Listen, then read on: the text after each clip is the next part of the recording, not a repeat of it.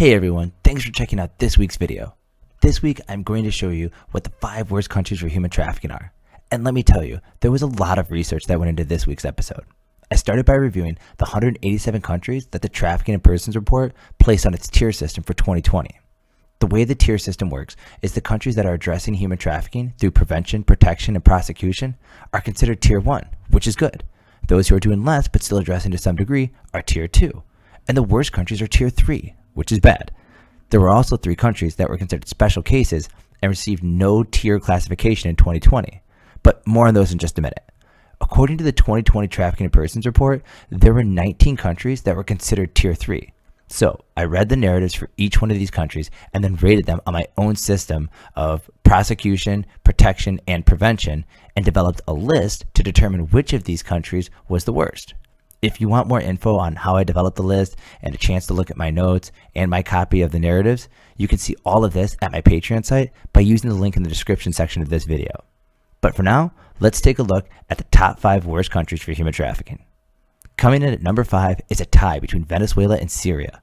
I know it might not seem fair to say this is a top 5 list and then technically have 6 countries on the list, but I analyzed the reports on both of these countries and I tried to split hairs to make a decision, and I could not come to a determination as to which was worth. So they both got the spot. Looking at Venezuela, we find a country that is considered tier 3 for its 7th consecutive year. Venezuelan authorities did not report assisting victims, investigating, prosecuting, or convicting any traffickers in the latest reporting year. The victim services available in Venezuela was in extreme short supply, as no specialized shelters for human trafficking victims existed. The economic situation in Venezuela is exacerbating the risk of human trafficking, with more than 6 million residents exiting the country to find opportunities elsewhere. This mass migration places many at risk of being coerced and frauded by traffickers offering jobs, shelter, food, and transport to destination countries. Especially at risk are women and girls who are being trafficked for sex in Colombia and Ecuador. Venezuela is also experiencing labor trafficking issues, as it has been estimated that as much as 45% of minors are underage and extremely vulnerable to trafficking. The mining industry also contributes to the nation's sex trafficking problem, as girls are forced into sex trafficking in remote areas where these illegal mining operations are taking place. Tied for the 5th spot on the list with Venezuela is Syria, which has been considered tier 3 for at least the last 8 years. The government did not report helping any victims, and the pro-Syrian militias in the country are reportedly forcing children into combat as child soldiers. Incredibly, some of the children being forced into the militias are as young as 6 years old. Many are at risk of trafficking in Syria for the same reasons as in Venezuela: mass migrations. In Syria, more than 11 million people have been displaced due to the ongoing conflict in the country. Within the country, children are vulnerable to child marriages forced by terrorist groups like ISIS. In 2014, ISIS publicly released guidelines on how to capture and sexually abuse female slaves. Those who make it outside the country find themselves being vulnerable to sex and labor trafficking in the neighboring countries of Lebanon, Iraq, and Turkey. As we move up the list to the 4th spot, we find our second Middle Eastern country on the list. Iran has reportedly used child soldiers just like Syria and has been a tier 3 country for at least 8 years, just like Syria. What sets Iran apart is the government's willingness to punish trafficking victims for actions they were forced to engage in. Female sex trafficking victims who have been forced into prostitution are charged with adultery for having sexual relations outside of a marriage. This puts sex trafficking victims in the unbelievable position of being punished with death because they were forced into being victims against their will. Additionally, the government has reportedly been involved in trafficking men, women, and children for sex to neighboring countries. And since the government is involved and accepting of human trafficking taking place within its borders, it makes sense that there are no statistics available on government investigations, prosecutions, convictions, or sentences of traffickers. In what could have been a bright spot for the government, a law addressing child marriages was considered in 2019, only to be rejected by Parliament. Other issues involving marriage and trafficking includes the phenomenon of short marriages, which helps to perpetuate the country's commercial sex market. These short marriages last from 1 hour up to 1 week and are performed in locations from massage parlors to private homes throughout Iran. And finally, what helped Iran secure its place as one of the worst countries for human trafficking is the reality that organized crime groups purchase or kidnap children in Iran to work as forced beggars on the streets. Especially at risk are Afghanistan refugee children. According to the UN, there are almost 1 million Afghans living in Iran as refugees. More than 4,000 miles away from Iran is the next on the list at the number 3 spot. North Korea has had a notoriously secretive and restrictive government for years. What is known is that the government has a policy of using forced labor in its prison camps. The government has refused to offer any details on the laws that are used to prosecute traffickers. And similar to Iran, authorities punish victims for the acts that traffickers force them to commit. Reports indicate that North Koreans that were sent back by Chinese authorities were sent to interrogation centers where they were forced to work, tortured, and suffered sexual abuse from prison guards. The forced labor comes as no surprise because the forced labor is an established part of North Korea's economic system. The number of individuals in prison camps ranges from 80,000 to 120,000. And the labor trafficking is so ingrained and destructive in North Korean society that schools receive compensation from the government for labor that school children are forced to perform in factories and in fields across the country. The plight of living in North Korea has led some to flee the country. However, this has consequences too, as many of the asylum seekers living illegally in China are vulnerable to traffickers. This has produced the sad practice of traffickers selling North Korean women to Chinese men for forced marriages.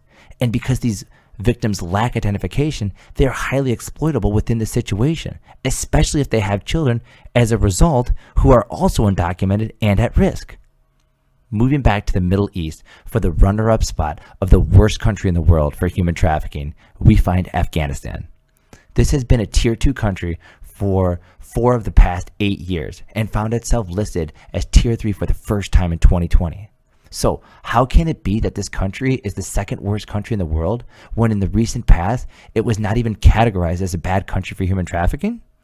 The reality is that the Trafficking in Persons report is influenced by global political relationships and economic dependencies.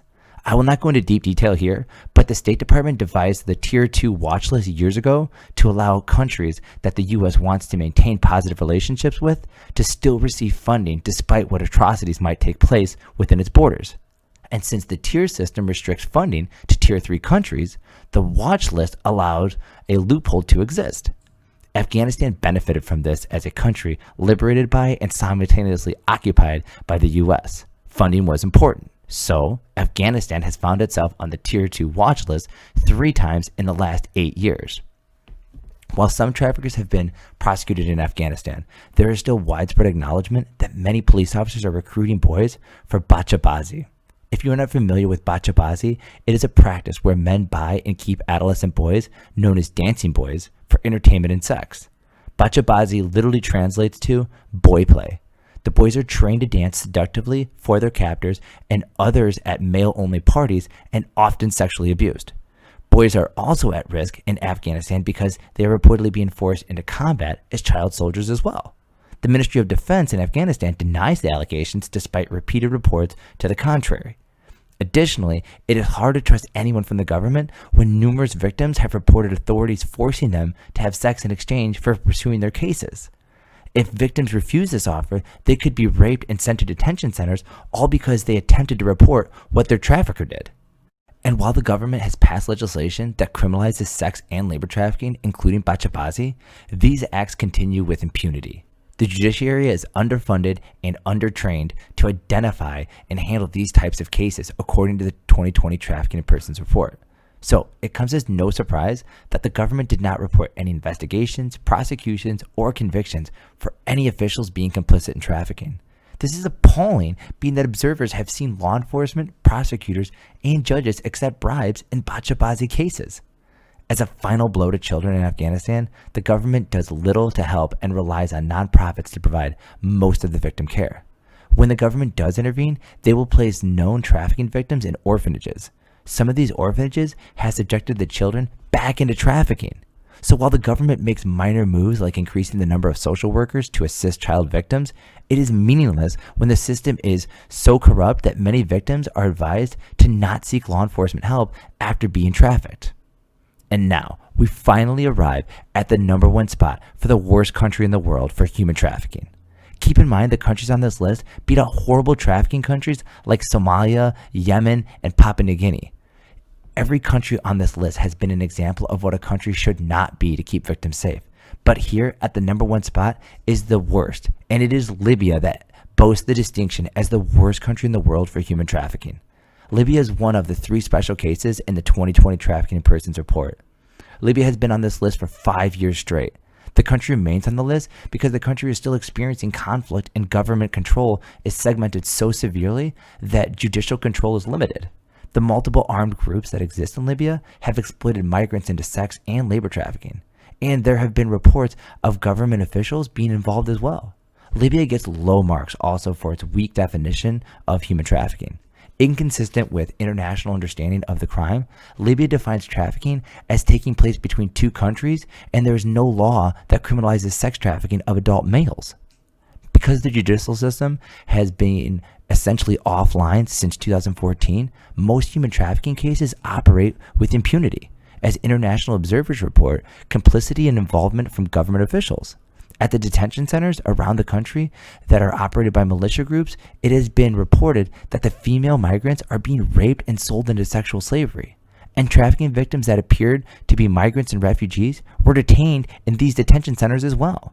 So this would place trafficking victims in the situation of being re-victimized. And while the government operated a number of social rehabilitation centers for women throughout the country, it has been reported that these are essentially prisons, and abuse permeates in these facilities as well. Within Libya's borders, the weak political will, lack of structure, and resources has made millions vulnerable to multiple forms of trafficking. Within this mix of risk are children being forced to be child soldiers for the numerous militia groups that occupy the country. These militia, along with gangs, smugglers, and other traffickers, have cooperated in smuggling individuals north and out of Libya. Individuals passing through Libya in hopes of a better life can find themselves being trafficked. A group especially at risk is Nigerian women and girls who are at an increased risk for sex trafficking. Nigerian gangs will recruit these would-be victims from rural areas of Nigeria and help organize their travel through Libya for the purpose of sex trafficking them throughout Europe. Okay, so that is the top 5 worst countries for human trafficking in the world. At number 5, Venezuela and Syria tied. Iran was 4th, North Korea came in at 3, Afghanistan secured 2nd place with rampant corruption and its bachabazi practice existing with impunity, and the number 1 spot is claimed by Libya with child soldiers, trafficking militia groups freely roaming, and a corrupt government that is unable and unwilling to fight human trafficking in its borders. So, do you agree with this list, or do you see the top 5 as being different? Do you think Somalia or Yemen should have made the list? Is there another country that I missed that you think should be in the top 5? I'm curious to know what you think the worst country is and why. So please share your thoughts and we can discuss this more in the comment section below. That is all for this week's episode. If you want to see more episodes like this, then be sure to click the subscribe button now because there are new episodes every week and you don't want to miss them. Thanks for watching.